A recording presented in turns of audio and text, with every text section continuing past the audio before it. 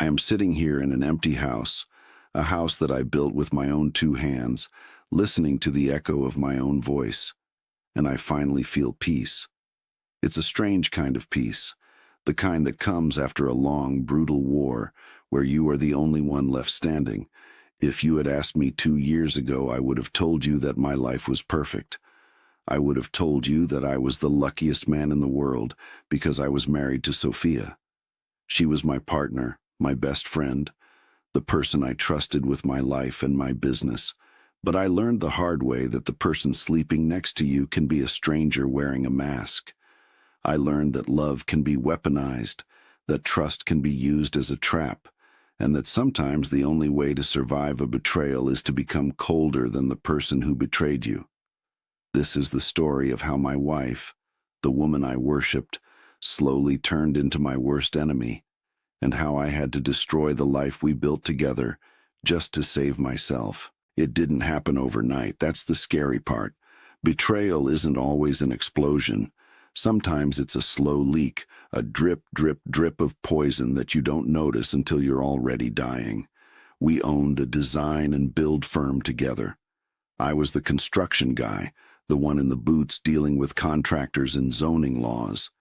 Sophia was the designer, the creative vision, the one who charmed the clients and picked out the marble countertops. We were a power couple in our city.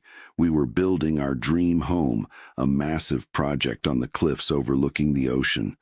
It was supposed to be our forever home, the symbol of everything we had achieved. I remember standing on the framing of the second floor with her, the wind blowing her hair, and she looked at me and said, "James, we are unstoppable." I believed her. I didn't know that while I was looking at the view, she was looking at the equity. The first sign was something so small I almost dismissed it. It was a Tuesday evening, and I was going through the company invoices. We had just landed a massive contract with a developer named Ethan. Ethan was big time, flashy cars, tailored suits, the kind of guy who shakes your hand but looks over your shoulder to see if there is someone more important in the room. Sophia had pushed hard for us to work with him. She said it would put us in a different league.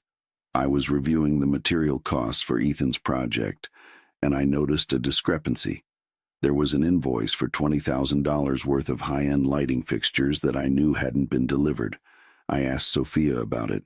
She was cooking dinner, chopping vegetables with a rhythm that usually soothed me. When I mentioned the invoice, the rhythm stopped for a fraction of a second, just a beat. Then she laughed, a light, airy sound. She told me she had ordered them early to lock in the price because of supply chain issues. She said they were in storage. It made sense. Logic. I trusted her logic. I let it go. But the feeling didn't go away. It was a gnawing in my gut, a primitive instinct telling me to wake up. Over the next few months, Sophia changed. It wasn't drastic at first.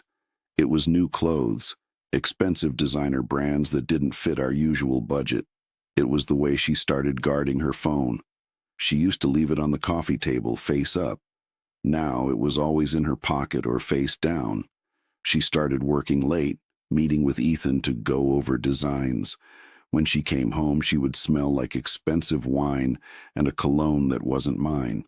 When I tried to touch her, she would pull away, claiming she was tired, stressed, or that I was being clingy. She started critiquing me. She told me I looked tired, that I dressed like a laborer, that I needed to be more polished, like Ethan. She made me feel small in my own house. She made me feel like I wasn't enough. The turning point, the moment the blindfold was ripped off, happened on our anniversary. I had planned a surprise dinner at her favorite restaurant. I left work early to get ready. I came home to find her car in the driveway, which was odd. I walked into the house quietly, wanting to surprise her. I heard her voice coming from her home office. The door was cracked open. She wasn't talking to a client. She was talking to Ethan. I froze. The tone of her voice was something I hadn't heard in years. It was excitement, intimacy, and malice. She said, "Don't worry. The transfer is done. He has no idea. By the time the house is finished, the debt will be entirely in his name, and the assets will be in the LLC. We just need to keep him working for another 3 months. My world stopped. I felt like I had been punched in the throat. I couldn't breathe. I stood there listening to my wife plotting my destruction. She wasn't just cheating on me, she was embezzling from me. She was setting me up to take the fall for massive business debt while she and Ethan walked away with the profits and the properties. They were planning to bankrupt me. They were laughing about how hard I worked, how I was a workhorse who was too stupid to look at the paperwork. I quietly backed out of the house. I got in my truck and drove. I drove for hours until I reached a pull-off by the coast. I sat there and cried. I cried for the marriage that was dead, for the love that was a lie. But as the sun went down, the tears stopped. I realized that if I confronted her now, I would lose. She had the paperwork, she had the money, and she had the element of surprise. I needed to be smarter. I needed to be patient. I needed to become the enemy she didn't know she had. I went home that night and played the part. I gave her the flowers. I smiled. I told her I loved her. It was the hardest thing I have ever done, looking into the eyes of the woman who was planning to ruin me and pretending everything was fine. But I did it, because now I had a mission. The next day, I initiated what I called Operation Ghost. I couldn't use our regular lawyers or accountants because Sophia knew them all. I hired a forensic accountant from 3 towns over, a guy named Marcus who specialized in divorce fraud. I paid him in cash from a personal stash I had saved from selling an old classic car years ago, money Sophia had forgotten about. Marcus and I went to work. I started making copies of everything. Every night while Sophia slept, I would creep downstairs and photograph documents. I installed a keylogger on the office computer. I tracked the storage fees. It turned out the $20,000 for lighting wasn't for lighting. It was a direct transfer to a shell company registered to Ethan, listed as a consulting fee. And that was just the tip of the iceberg. Over the last year, Sophia had funneled nearly $500,000 of our company's operating capital into this shell company. She had forged my signature on loan documents, taking out lines of credit against the business to fund their lifestyle and their future venture. She was bleeding us dry, and she was doing it while sleeping in my bed. The betrayal went deeper than money. I found emails. They were mocking me. Ethan called me the builder bot. Sophia replied saying she couldn't wait to be free of the dust and the boredom. She complained about my family, my friends, everything I held dear. She was rewriting our history to justify her villainy.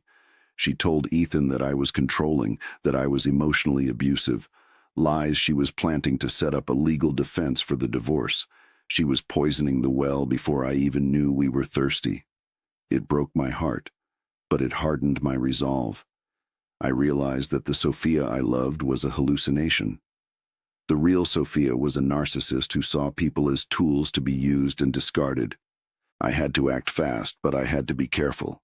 The Dream Home project was their endgame. They planned to sell it immediately upon completion, take the cash, and leave me with the business loans. The house was in both our names, but the loans were tied to the construction company, which was, on paper, mostly my liability due to how we incorporated years ago. I needed to flip the script. I needed to make the house worthless to them, but valuable to me. I used my knowledge as the builder. I knew where the skeletons were buried, literally and figuratively. There was a zoning issue with the Dream Home property. A surveyor had flagged a potential encroachment on a protected wetland setback months ago.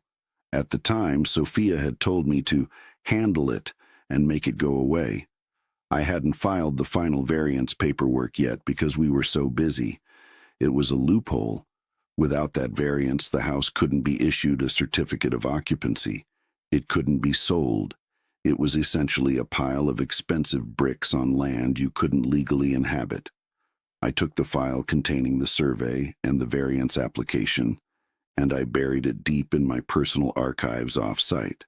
I made sure there was no digital record of it in the shared cloud. Then I went for the money. I knew they were planning a final massive withdrawal right before the divorce filing. a dividend distribution they would split. I had to stop the cash flow.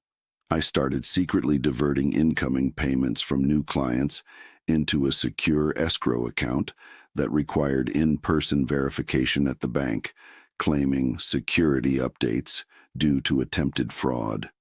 Sophia didn't notice because she was too busy picking out curtains for Ethan's penthouse. When she tried to make a transfer one morning, she got a flag. She called me, panicked. "James, the bank is acting up." I played dumb. "Oh, it must be the new cybersecurity protocol. I'll go down there on Friday and sort it out." Friday was 3 days away. That bought me time. During those 3 days, I met with a shark of a divorce attorney. I showed him everything: the forged signatures, the shell company transfers, the emails.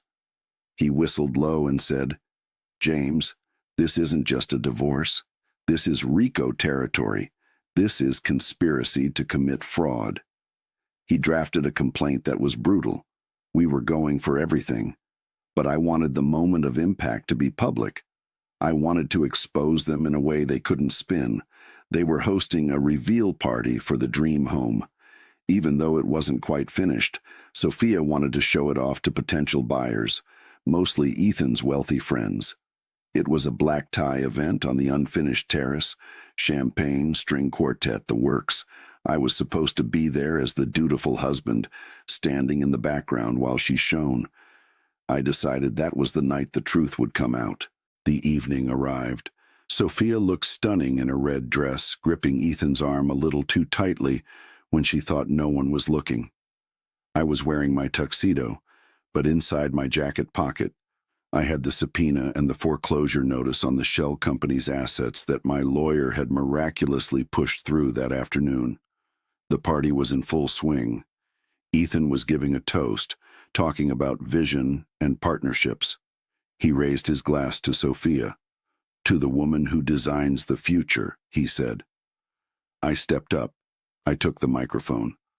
The room went quiet. Sophia looked at me with a flash of annoyance, then plastered on a fake smile. "I'd like to propose a toast too," I said, my voice steady, "to loyalty and to the truth." I looked directly at Sophia. "You know, building a house is a lot like building a life. If the foundation is rotten, it doesn't matter how pretty the paint is. It will collapse." I pulled the papers out of my pocket. "Sophia, Ethan, unfortunately, there's a problem with the foundation of this project, specifically the financing." I dropped the bombshell. "I know about the shell company. I know about the forged signatures, and I know about the plan to leave me with the debt."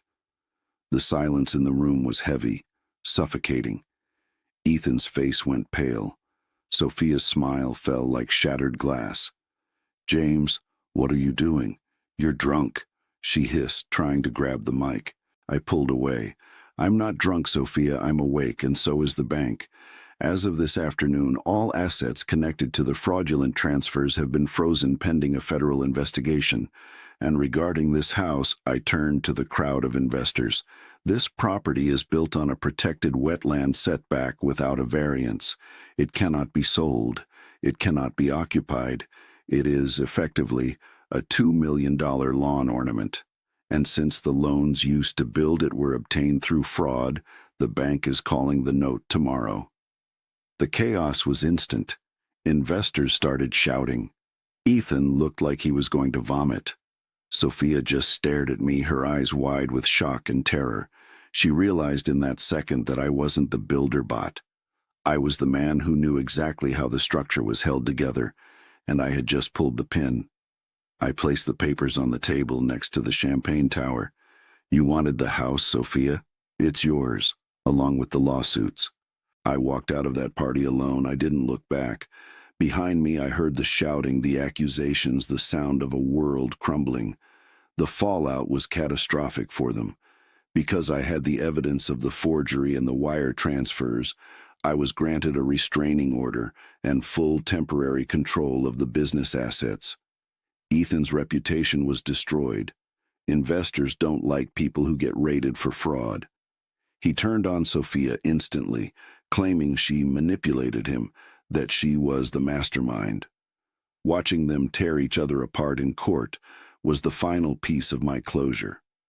They were like rats on a sinking ship. Sophia lost everything. The legal fees ate up whatever money she had hidden. Her reputation in the design world evaporated. No one trusts a designer who embezzles. She tried to call me months later. She left voicemails crying, saying she made a mistake, that Ethan seduced her, that she missed me. I listened to them once, then deleted them. I didn't feel anger anymore. I just felt indifference.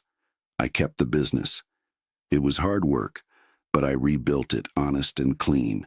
I sold the land where the dream home stood to a conservation trust for a fraction of the cost, taking the tax write-off. They demolished the house to restore the wetlands. I went there to watch the demolition, seeing the bulldozer knock down the walls of the master bedroom. The room where she had plotted my demise was the most satisfying moment of my life. I am older now. I am more cautious. I don't let people in as easily as I used to, but I am free. I learned that betrayed trust leaves a scar, but that scar is armor. It reminds you that you survived. My wife tried to turn me into a victim, a footnote in her success story.